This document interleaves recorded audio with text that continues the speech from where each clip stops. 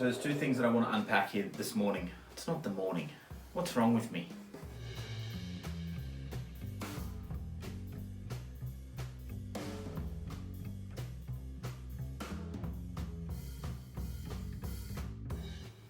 So there's two things that I want to sort of walk through in this video. I want to show where the climate of the church is at and where I feel God's leading and heading us as a people. And I want to show our plan as to how we're going to walk through that and how our community is going to be able to step through these issues and step through this problem that we're in with this COVID-19 spread, and what we're going to do to stay in community and stay being discipled and being able to worship and praise Him.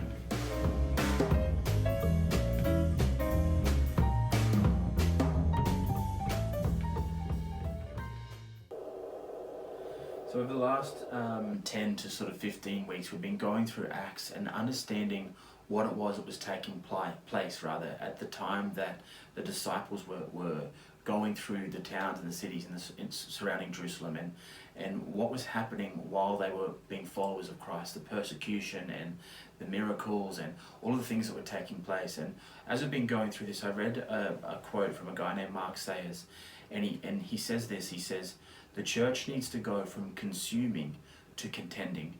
And I think it's an incredibly important thing that we need to walk through, especially in this current time that we're in.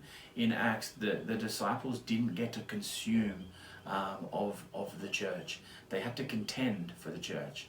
They had to fight their way through a mess in order to bring about the love and peace of Christ. It wasn't a go to synagogue and sit down and take from the rabbi. It was learn from Rabbi Jesus in the field and then go straight into the communities and outwork what they had learned. Go into the neighborhoods and express the love of God. Go into the neighborhoods, heal the sick, cleanse the lepers, raise the dead. That was what they were living in. That was what they had to do. There was this picture that Jesus paints throughout, the disciples paint throughout Acts, that there was a hands-on understanding of the gospel, a hands-on picture that was being painted. It wasn't just learn, and then die and go to heaven with all this knowledge about who God was. They learned something in order to apply it straight away. And I think that in this time that we're in, the Church of Jesus Christ, the ecclesia, the called out ones who gather together, have to step in to this contending time now. That we have before us an opportunity to go into the world and change the things that are happening. Now, I know that sounds ridiculous given that we're all being confined more and more to our homes. We're being confined to not being able to go out. But there's more than one way for us to do that. Communication in today's world is easier than it was back in the ancient Hebraic times. It's easier than it was 50 years ago, 20 years ago. So what we have to understand is that yes, we can use these elements of technology to communicate, but we can't communicate who God is until we start to understand who He is for ourselves.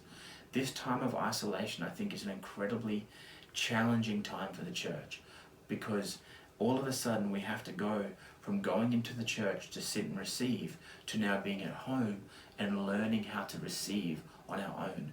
Jesus in John 16:31-33, He says this. He says, "Do you now believe?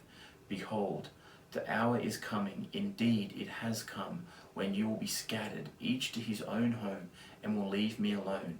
Yet I am not alone, for the Father is with me. I have said these things to you, that in me you may have peace. In the world you will have tribulation, but take heart, I have overcome the world." Everything Jesus did with the disciples was preparing them to go and outwork His love and His peace into the world around them. He didn't train them up so that they could become knowledge-filled people who could then just go and die and go to heaven. He trained them up to go straight away into their surrounding areas, into their communities, their spheres of influence, and start to outwork all the things that He had trained in them. The disciples were being trained to operate as Jesus when Jesus would ascend unto the high place. We have to understand that. We have to understand that everything that we've done in churches for the last 20, 30, some 40 years 10, 5 years, however long you've been in the church, has been preparing you to create a relationship with Jesus that's personal to yourself.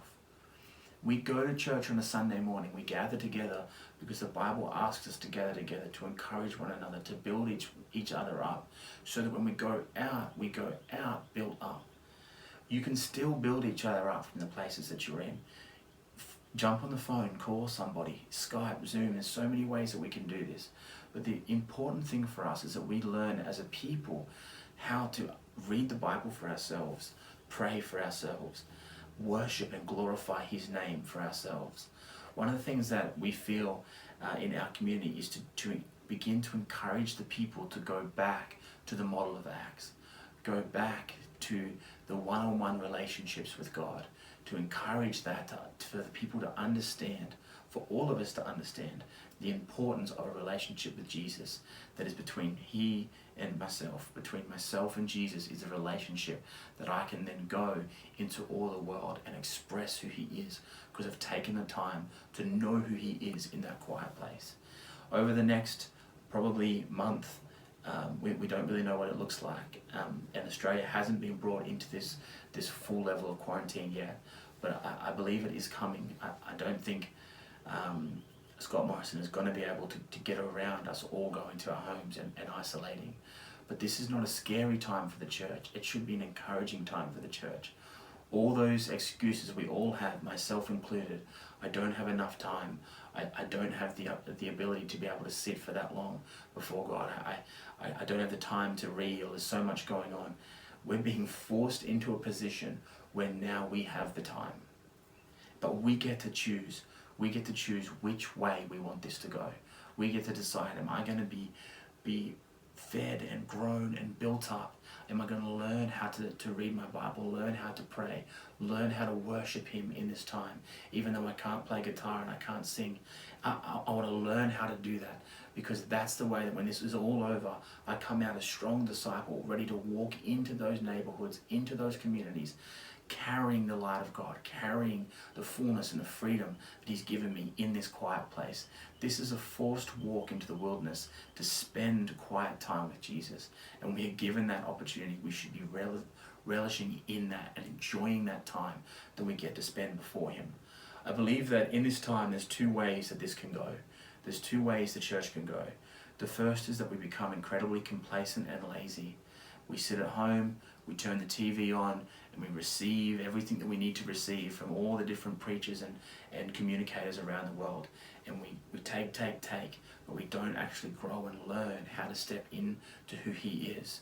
Or the second way we can go is that people will dig in during this time of adversity. People will give their hearts back to their first love. They will set their hearts on Jesus. They will redefine what it means to be a follower of Christ, not for everybody around them, but for themselves, a personal redefining of what it means to follow Christ. They will stop looking at themselves and start looking to Him. They'll regain a fresh passion for prayer, worship, and reading the Word, and they will be set on fire in the communing time with Jesus, that when the storm passes, they will be set ablaze and come forth from their homes, ready to storm the gates of hell and to bring in the kingdom like we've been asked to do.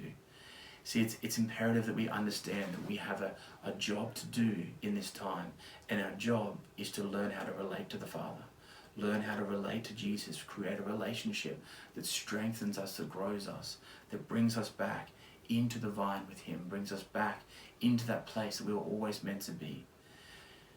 Of these two things, the former keeps the body of Christ on the same trajectory, unpowered, self-fulfilling, consumeristic and childish. However, the latter sees the church come into the Acts model by which she was always meant to step into. 1 Corinthians 13:11, Paul writes, "When I was a child, I spoke like a child. I thought like a child and I reasoned like a child. But when I became a man, I gave up childish ways." I want to encourage all of us and challenge you. Now is the time to put down the childish things. We have the opportunity to rise up as a people, to rise up and to begin to commune with Jesus like we've never communed before, to pray like we've never prayed before, to begin to build with him like we've never built before. And I don't mean just the wider body, I don't mean just the church leaders or the individual churches, I mean the ecclesia, the called out ones who gather, you and me, disciples of Christ. That's our position in this next season, this next phase, this next era, whichever you want to call it. Our job now is to set our hearts back onto our first love. We need to put down the sandwiches and come and sit at the feet of Jesus again. And that's for myself, my family, our communities around us. The entire Christian faith needs to realign themselves back with Jesus. We need to go back to who he is, go back to understanding how to relate, how to commune with him, and how to walk in the things that he has for us. If you don't know how to do this, it's very simple. Open your Bible. If you don't know where to start, go to John, go to Matthew, Mark, Luke, go to one of the Gospels, read through it from start to finish. Take however long you need to take. If you're a slow reader, read a little bit and then stop. Spend 10 minutes sitting in silence and letting the words just roll around. If you don't know how to worship, go to Spotify, go to YouTube, type in, we all know a name, put it on and just spend a moment just singing about his goodness. Turn the YouTube off, and in your quiet time, in Revelation we see the angels singing the three simplest words we can see. Holy, holy, holy are you, Lord God Almighty, who is, who was, and who is to come. Repeat that.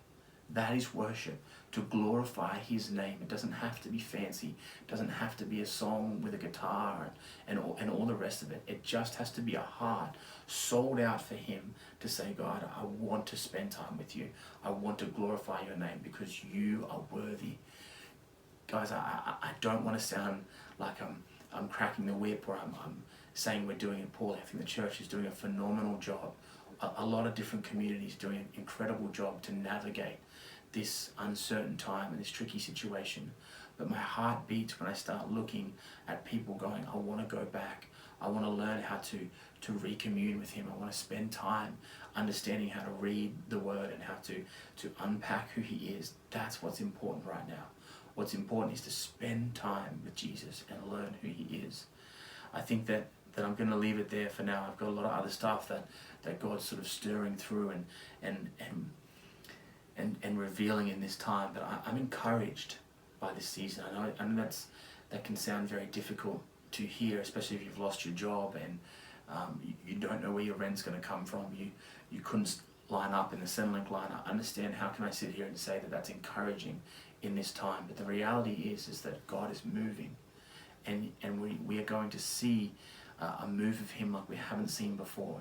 How do I know that? Because we're in a time that we haven't seen before. But it's going to take the community of believers to actually step in and bring about some of that change that God's going to bring.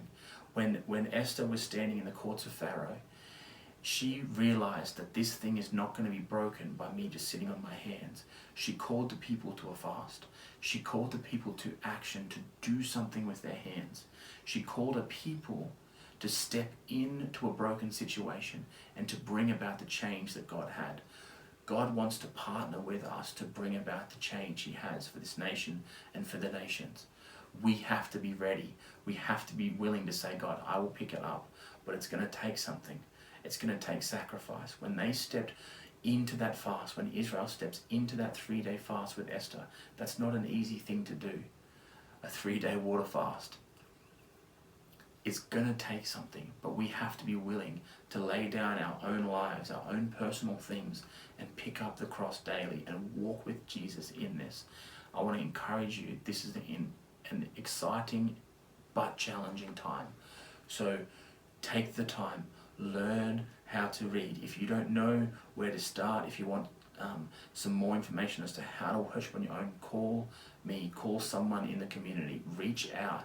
Don't wait for somebody to call you. Pick up the phone, call somebody, talk them through that, and let's help each other get through this time and get through this thing and come out on the other side stronger than we ever have been.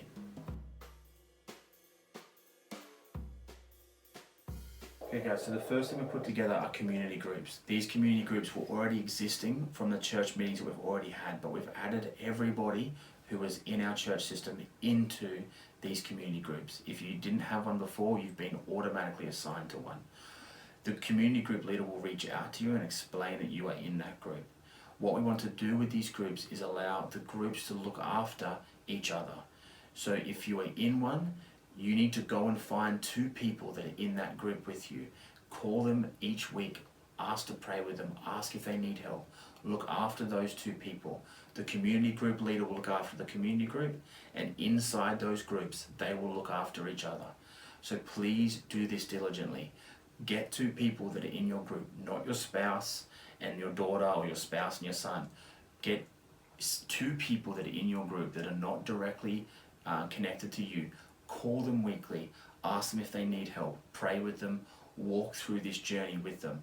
In this time, it's imperative that we partner in this together.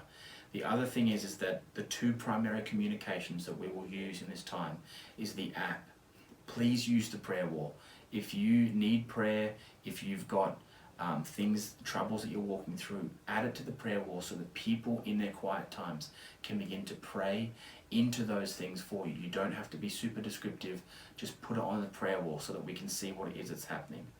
The last thing is the Facebook. We're going to create a closed group, a closed community group page where it'll only be members of our community who call this place their home, where we can share encouragements, share what's going on, put things in there that need to be, this video will be added in there and other places, but it's a closed group for us to be able to communicate to one another and stay open and free with each other. The other thing that we're going to be doing is prayer. We're going to be running Zoom prayer meetings. Early next week, we will release a video and a PDF format of how to download and operate Zoom. And we're going to start to operate open Zoom prayer meetings. So we can get up to 100, I think we can get more than 100 people in there, in the rooms via webcam, praying and declaring in this time. The other thing that we're going to do with prayer is that we're going to open a daily prayer time from 8 to 9 p.m. All we want people doing is from 8 to 9, sorry, not p.m., a.m. From 8 to 9 a.m. in the morning when you first wake up, we are challenging the church to make that first hour. If you get up at 6, do it at 6. But make that first hour of their day prayer to God about the things that we're seeing, about their relationship, about their life. Pray for an hour every morning in this isolation time. If you're working from home, you don't have to be at your desk until 9 for most people. So pray. Pray in that time. Cut it out. Allow it to be a quiet time with God. Discipleship. Sunday mornings we're going to release a video like this. Each Sunday morning it will be recorded sometime during the week of what God's sharing and growing, and we will release it on a Sunday morning. You can watch that whenever you want to watch it. You want to watch it first thing at 9:30 with your family around, then do that. You want to watch it during the week or whenever it is, watch it whenever. But the reality is that we want to keep going through Acts, keep pushing in as to what God's been showing us, keep revealing teaching and training in this time so that we're not becoming complacent, but we're still growing and learning. I will also release a Bible reading plan and a book list. I want you guys to be well equipped, have enough resources there that you can continue to grow and learn. So we will put out a reading plan that will come out hopefully weekly, where it'll probably be Acts to start with, walking through Acts, where I will highlight a chapter and a verse to read through in that week. The other thing is a book list. I want to bring out books that we've read that have been incredibly helpful in journeying through discipleship, understanding who God is, learning how to read the Bible, those sorts of things. So we're putting that online as well. The last thing is worship. We are going to put together with Sean and Coco a playlist that allows you to have live worship in your home. And Sean and Coco have created to give you resources throughout the week to be able to put on from start to finish. Most of them will go for an hour, and you can listen to them as you need. The reason for all of this, the reason why we're doing this and not going live, is that we want to encourage you to utilize everything that we have every day of the week, not just Sunday morning. We don't want to do what we've always done just on a different platform. We want to give more resources to you, more ability to actually learn and grow throughout the entire week, not just on a Sunday morning. So take charge of your faith and your walk with God. Learn these things. Learn how to sit before Him. Learn how to read other books. Learn how to worship. Learn how to pray. Take the time. For a lot of us, we've been in church for a long time. We know these skills. We now just have to start to apply them. So that's what we want to do. We're going to use these times as recorded times, not live, to give you the tools to carry out your faith and your walk with God throughout the week. So be blessed. Please call us. Ring the people you've been given to ring. Keep the communication lines open. If you are lonely and isolated and no one's around you, if you live on your own, please call somebody. Jess said last Sunday, if you're feeling lonely, like nobody's called you, that's because God's prompting you to call somebody else. Pick up the phone, walk through the first 30 seconds of awkwardness, call somebody, and let's journey this thing together. Thanks.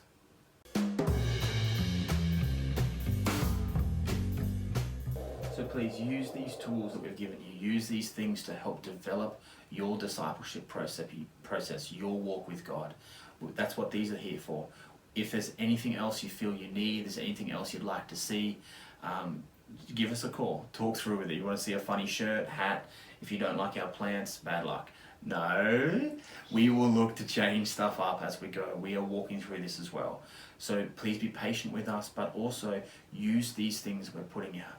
Use these tools that we're outlining to help you walk through with God. If you're feeling lonely, call somebody.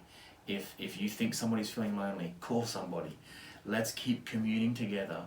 Keep the community via the web forms, the phone things that we have. Let's keep using these technologies to look out for one another and to continue to encourage and build one another up. We love you and we'll be talking soon. Bye. Oh, bye. Bye-bye. Bye-bye now. We did our first one. Woo! Woo! It's hot in here. Like there's like 4 suns on you.